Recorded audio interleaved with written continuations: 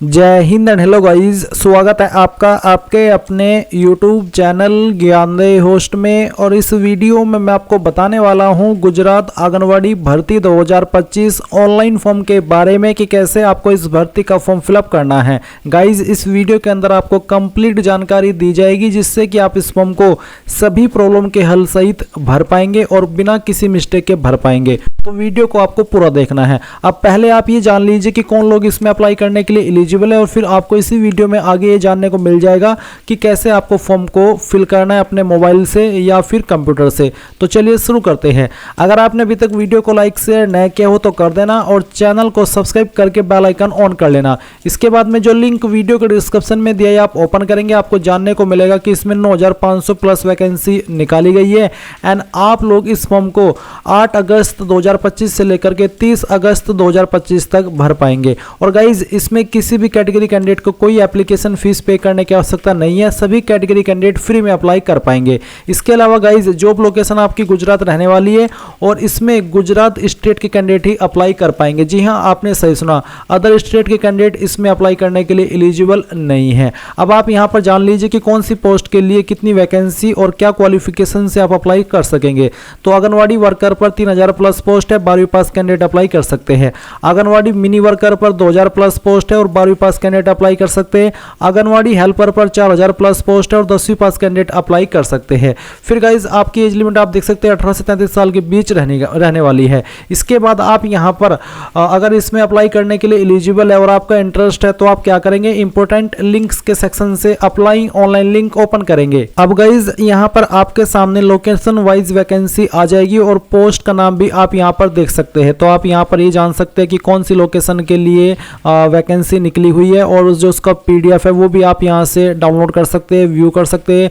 Details आप यहाँ पर देख सकते हैं। जैसे कि अगर आप व्यू के ऊपर क्लिक करेंगे तो आपके सामने इस तरह से PDF ओपन हो जाएगी उसी लोकेशन की जिस लोकेशन पर आप अप्लाई करने वाले हैं, जहाँ पर आपको सभी जानकारी अच्छे से दी गई है कि इसमें क्या क्या एलिजिबिलिटी रखी गई। तो सभी की सभी इंफॉर्मेशन आप यहाँ पर आपकी लोकेशन वाइज डिटेल्स चेक कर सकते हैं। अगर आप यहाँ पर डिटेल्स के ऊपर क्लिक करते हैं तो डिटेल्स के ऊपर क्लिक करने के बाद आपके सामने वेबसाइट के ऊपर ही इंफॉर्मेशन आ जाएगी कौन सी वैकेंसी के लिए कितनी कौन सी पोस्ट के लिए कितनी वैकेंसी निकाली है। तो ये सब इंफॉर्मेशन आपको यहाँ पर चेक कर लेनी है। अब जिस भी लोकेशन के लिए आप अप्लाई करने के लिए एलिजिबल है उसी के सामने जो अप्लाई आप देख पा रहे हैं उसके ऊपर क्लिक करेंगे। सभी पर अप्लाई करने का तरीका सेम है। तो चलिए मैं यहाँ पर इसके ऊपर क्लिक करता हूँ।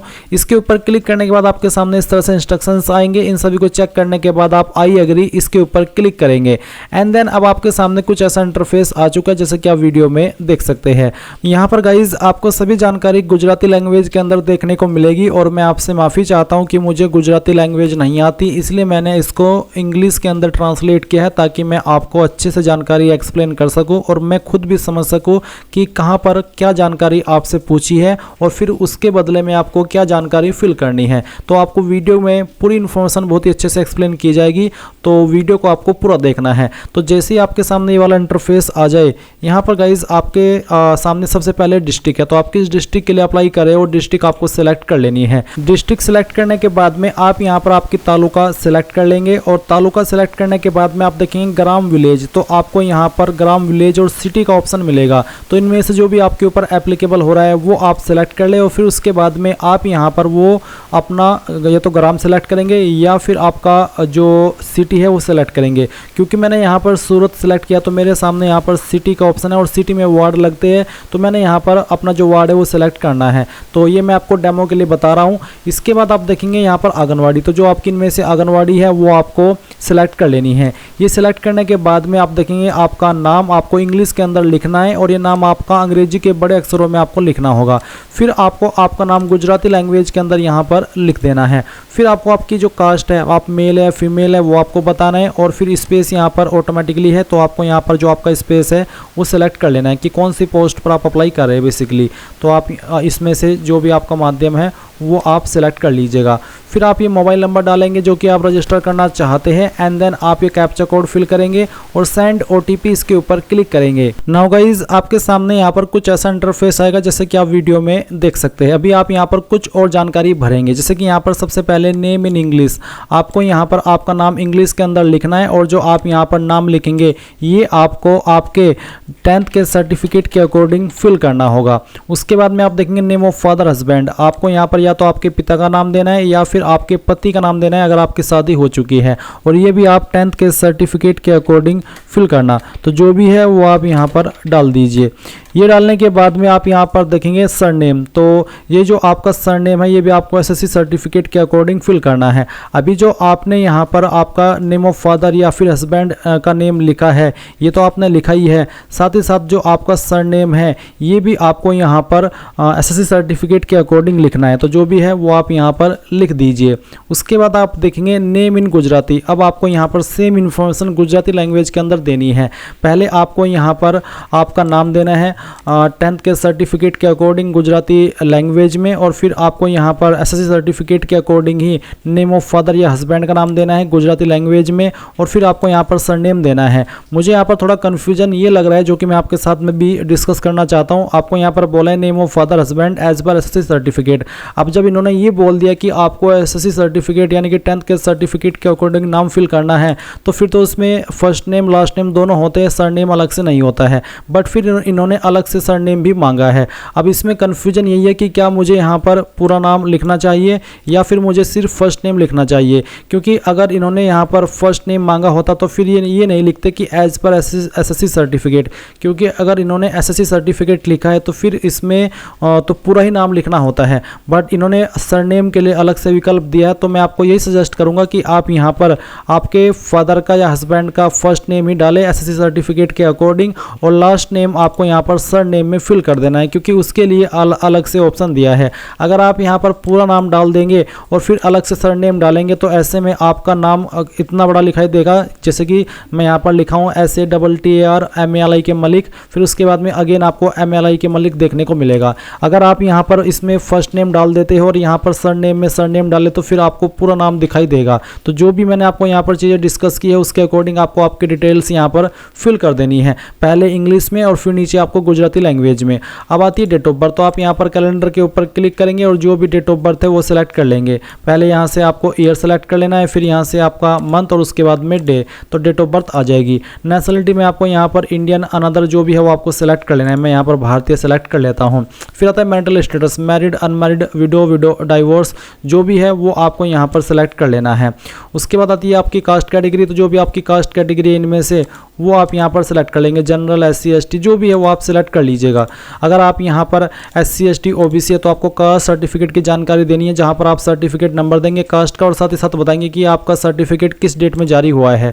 जनरल के ऊपर कास्ट सर्टिफिकेट एप्लीकेबल नहीं होता है, तो आप यहाँ पर दिए गए इंस्ट्रक्शंस के अकॉर्डिंग अपनी इन्फॉर्मेशन फिल कर देना। फिर आप नीचे की तरफ आएंगे, देखेंगे यहाँ पर address as mentioned in Mamlatdar Shri certificate, तो आपको जो एड्रेस मामलतदार श्री सर्टिफिकेट में है वही एड्रेस आपको यहाँ पर फिल करना है। जैसे कि आप यहाँ पर आपका जो विलेज है जो भी है इनमें से या फिर वार्ड है वो आप सिलेक्ट कर लेंगे। ये सिलेक्ट करने के बाद में आप यहाँ पर आपका पिन कोड डालेंगे। उसके बाद में आप इस तरफ देखेंगे एड्रेस फॉर कॉरस्पॉन्डेंस यानी कि प्रेजेंट एड्रेस, तो जो आपका प्रेजेंट एड्रेस है वो आप यहाँ पर फिल करेंगे। एड्रेस के सेक्शन में एड्रेस और डिस्ट्रिक्ट के सेक्शन में डिस्ट्रिक्ट, उसके बाद में आपकी तालुका, फिर आपका यहाँ पर पिन कोड और साथ ही आप यहाँ पर जो आपका ईमेल एड्रेस है वो भी एंटर कर देंगे। आपको यहाँ पर इसमें एक सर्टिफिकेट डेट बोली जहाँ पर बोला है कि the certificate of being a resident of Mamlatdar Shri will be valid issued from 8/2/2025 to 30/8/2025, यानी कि जो यहाँ पर मामलतदार श्री सर्टिफिकेट के अकॉर्डिंग आपने एड्रेस भरा है, साथ ही साथ आपके पास उसका सर्टिफिकेट भी होना चाहिए जो कि बेसिकली आपका निवास प्रमाण पत्र होता है रेसिडेंट ऑफ मामलतदार श्री, और ये आपका 8 फरवरी 2025 से लेकर के 30 अगस्त 2025 के बीच का बना होना चाहिए। जिसका इसके पहले का बना हुआ होगा वो एलिजिबल नहीं है। तो अगर नहीं है आपका ये वाला सर्टिफिकेट तो उसको बनवा लीजिए और उसके बाद में इस फॉर्म को भरिए। तो जिस डेट में आपने सर्टिफिकेट बनवाया है वो डेट आपको यहाँ पर सेलेक्ट करनी है। उसके बाद आप यहाँ पर इन दो विकल्प के ऊपर टिक करेंगे and then submit and next इसके ऊपर क्लिक करेंगे। अब गाइज आपके सामने यहाँ पर क्वालिफिकेशन की जानकारी आ चुकी है और आपका जो स्टेप 2 है वो कंप्लीट हो चुका है। तो आप यहाँ पर क्वालिफिकेशन की जानकारी कैसे भरेंगे वो जान लीजिए। तो सबसे पहले यहाँ पर है 10वीं। मैं आपको बता दूं कि जिस भी पोस्ट पर आप अप्लाई कर रहे हो उस पर अप्लाई करने के लिए जो ज़रूरी क्वालिफिकेशन है या मिनिमम क्वालिफिकेशन है वो आपको देखने को मिल जाएगी। उस पर अप्लाई करने के लिए अगर 10वीं मिनिमम क्वालिफिकेशन है तो आप 10वीं के माध्यम से अप्लाई कर सकते हैं। अगर उस पर अप्लाई करने के लिए मिनिमम क्वालिफिकेशन 12वीं मांगी है तो आप 12वीं के माध्यम से अप्लाई कर सकते हैं। तो जैसे कि मैंने यहाँ पर जो पोस्ट सेलेक्ट किया उस पर मिनिमम क्वालिफिकेशन 10वीं है, तो यहाँ पर सबसे पहले आप 10वीं की इन्फॉर्मेशन भरेंगे। 10वीं आपकी किस तरह से है, आपके नंबर किस में है, मार्क्स, अगर मार्क्स तो आप मार्क्स सेलेक्ट कर लेंगे, फिर बताएंगे कि कितने नंबर आपको आए थे। आप यहाँ पर इस वाले सेक्शन में वो नंबर लिखेंगे जो नंबर आपको आए थे, और उसके बाद में कितने में से आए थे वो आप यहाँ पर इस वाले सेक्शन में डाल देंगे, टोटल मार्क्स वाले। फिर आपको बताना है कि आपने किस बोर्ड से किया, यूपी बोर्ड या फिर कोई अन्य बोर्ड। तो जो भी बोर्ड था आपका, सीबीएसई बोर्ड, एसएससी बोर्ड, इनमें से वो आप यहाँ पर लिख देना। फिर किस साल के अंदर पास किया वो साल आप लिखेंगे। ट्रायल नंबर के अंदर आपको यहाँ पर लिखना है कि आपने कितने अटैम्प्ट के अंदर पास कर ली थी। अगर आपने पहले अटैम्प्ट के अंदर पास कर ली थी तो आप यहाँ पर 1 लिखेंगे, और फिर बताएंगे कौन सी स्टेट से आपने इसको पास किया है। उसके बाद सेम वे में अगर आपने 12वीं किया तो 12वीं की इन्फॉर्मेशन भी भरेंगे। आप मार्क्स सेलेक्ट कर लेंगे, फिर आपको बताना है मार्क्स ऑब्टेन्ड, फिर बताना है टोटल नंबर, फिर आपको यहाँ पर आपके बोर्ड का नाम, फिर आपका पासिंग ईयर और ट्रायल नंबर। अगर आपने पहले अटैम्प्ट में पास कर ली थी तो आप यहाँ पर 1 लिख देंगे, और जिस स्टेट से आपने क्वालिफिकेशन पास किया वो स्टेट भी आपको सेलेक्ट कर लेनी है। अब यहाँ पर अथवा करके यानी कि और करके एक और क्वालिफिकेशन के बारे में बोला है। तो अगर आपके पास ये वाली क्वालिफिकेशन है जो यहाँ पर मेंशन की गई है तो आप उसकी जानकारी कैसे भरेंगे वो जान लीजिए। आपको यहाँ पर स्टडी नेम के अंदर उस कोर्स का नाम या फिर इस स्टडी का नाम देना है। फिर आपको बताना है टाइप ऑफ स्टडी किस तरह से थी, सेमेस्टर वाइज या ईयर वाइज, जो भी थी वो आप सिलेक्ट कर लेंगे। नंबर ऑफ ईयर्स कितने ईयर की थी, 2 3 जो भी थी वो आप यहाँ पर लिखेंगे। उसके बाद में आपको यहाँ पर आपका बोर्ड नेम या यूनिवर्सिटी नेम बताना है, फिर आपका पासिंग ईयर, और उसके बाद में आपकी स्टेट।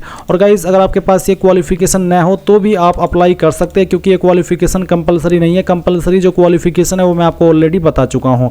नीचे आपको देखने को मिलेगा course pre PTC BEd pass और graduate course in any diploma और at least 2 year after standard 12th standard pass. अगर आपने 12वीं के बाद में इनमें से कोई कोर्स किया है जैसे कि यहाँ पर मेंशन किए गए तो आप उसकी इन्फॉर्मेशन भर सकते हैं। आपको बताना है कि इनमें से कौन सा किया है, और फिर आपको यहाँ पर बताना है कि आपके नंबर किसके अंदर थे, सेमेस्टर या फिर ईयर, या फिर first year end semester, second year with semester, या फिर सेमेस्टर एंड लास्ट ईयर। तो वो आपको बताना होगा। नंबर ऑफ ईयर कितने थे वो आप बता दीजिएगा, आपकी यूनिवर्सिटी का नाम, फिर पासिंग ईयर और आपकी स्टेट। एंड देन आप यहाँ पर इसको सेव करने के बाद सबमिट कर देंगे। बट यहाँ पर गाइज जो मैं अप्लाई कर रहा हूँ वो मैं सिर्फ 12वीं के माध्यम से कर रहा हूँ, तो इसलिए मैं यहाँ पर इनमें से कोई और जानकारी नहीं भरा। और अब मैं सबमिट के ऊपर क्लिक करता हूँ तो देखता हूँ कि मेरे सामने यहाँ पर क्या एरर आ रहा है। इसको ट्रांसलेट करके आपको दिखाता हूँ ताकि मैं आपको भी एक्सप्लेन कर सकूँ। साथ के साथ आपको बोला है कि educational details have been accepted, now upload the required documents. यानी कि डिटेल्स एक्सेप्ट हो चुकी है, अब आपको डॉक्यूमेंट्स अपलोड करने हैं। जिसका मतलब ये हो जाता है कि आप 10वीं या 12वीं के माध्यम से अप्लाई कर सकते हैं। बाकी की क्वालिफिकेशन कंपलसरी नहीं है, अगर आपके पास है तो दे दीजिएगा, नहीं है तो आप खाली छोड़ देना। अब आप यहाँ पर आपका फोटो अपलोड करेंगे। फोटो अपलोड करने से पहले उसके इंस्ट्रक्शंस देख लीजिए। फोटो का फॉर्मेट जेपीजी का रखा है, उसकी जो लेंथ है वो आपकी कितनी होनी चाहिए वो आपको यहाँ पर बोला है। और the size of the photo should not be more than 15 KB से ज़्यादा फोटो नहीं होना चाहिए, नहीं तो अपलोड नहीं हो पाएगा। अब आप चूज फाइल के ऊपर क्लिक करेंगे और जहाँ पर भी आपकी फोटो फाइल है दिए गए इंस्ट्रक्शंस के अकॉर्डिंग आप यहाँ पर अपलोड करेंगे। तो चलिए मैं इस डेमो के लिए इस फाइल को सिलेक्ट करता हूँ और अपलोड के ऊपर क्लिक करता हूँ। अब आप यहाँ पर देख सकते हैं कि फोटो इस तरह से अपलोड होकर के आ चुका है। इसके बाद आप यहाँ पर देखेंगे डॉक्यूमेंट्स, कुछ डॉक्यूमेंट्स आपको अपलोड करने हैं। आपको बोला है कि scan documents, certificate, colour and upload. आपको यहाँ पर कलर में इनको स्कैन करना है और PDF फॉर्मेट में अपलोड करना है, और फाइल का साइज 2 MB से ज़्यादा नहीं होना चाहिए। तो यहाँ पर सबसे पहले बोला है कि sample of self declaration and proof of Aadhaar card identity. Basically आप यहाँ पर आपकी ID अपलोड करेंगे जिसमें कि आप आपका आधार कार्ड अपलोड कर सकते हैं। एंड देन गाइज आप यहाँ पर जैसे ही अपलोड कर दे तो वो यहाँ पर फाइल आ जाएगी। कैसे अपलोड करना है वो आप जान लीजिए। आप चूज फाइल के ऊपर क्लिक करेंगे और जो इसका फॉर्मेट है जैसे कि मैंने आपको कहा है कि ये PDF का रखा है, तो आप इसको इमेज से PDF में कैसे बनाएंगे पहले तो आप यही जान लीजिए। आपको गूगल के अंदर आना है और सर्च करना है इमेज टू PDF। ये आपने सर्च किया, उसके बाद में जैसे कि जो आपका आधार कार्ड है जिसकी आपको फ्रंट और बैक दोनों को एक फाइल के अंदर ही अपलोड करना है। तो आप यहाँ पर convert JPG image to PDF ये फाइल ओपन कर लीजिए। फिर सेलेक्ट JPG इमेज इसके ऊपर क्लिक कीजिए और जो आपके आधार कार्ड की फोटोकॉपी है फ्रंट की और बैक की वो आपको सेलेक्ट करनी है।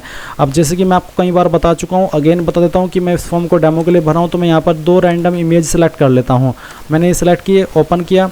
और इसके बाद में कन्वर्ट टू पीडीएफ के ऊपर आपको क्लिक करना है। ये फाइल आपकी पीडीएफ में यहाँ पर इस तरह से आ जाएगी। आप डाउनलोड पीडीएफ के ऊपर क्लिक करना और ये पीडीएफ के अंदर डाउनलोड हो चुकी है। अब जैसे ये फाइल आपकी डाउनलोड हो जाए तो आप इस वाले इंटरफेस पर आएंगे, चूज फाइल के ऊपर क्लिक करेंगे, जो फाइल अभी आपने कन्वर्ट किया उसको सेलेक्ट करेंगे और ओपन कर देंगे एंड देन अपलोड के ऊपर क्लिक करेंगे और यहाँ से ओके कर देंगे। अब आप यहाँ पर देखेंगे कि आपकी जो फाइल है वो अपलोड हो चुकी है।